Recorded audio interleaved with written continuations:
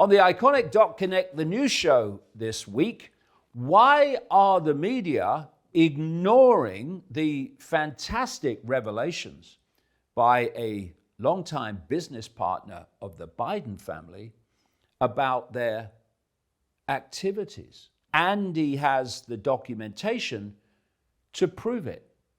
Why are the media ignoring that? Altogether now. And then the controversy goes on about who blew up the pipelines. I can't think who it could be.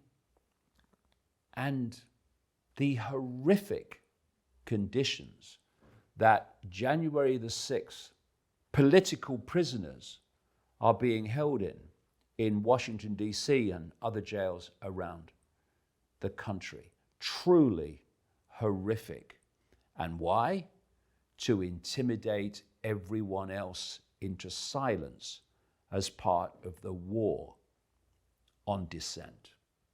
That's the Ickonic Connect, the news show, every Saturday from 10 a.m. UK, and you can take out a free 7-day trial with Ickonic anytime you want.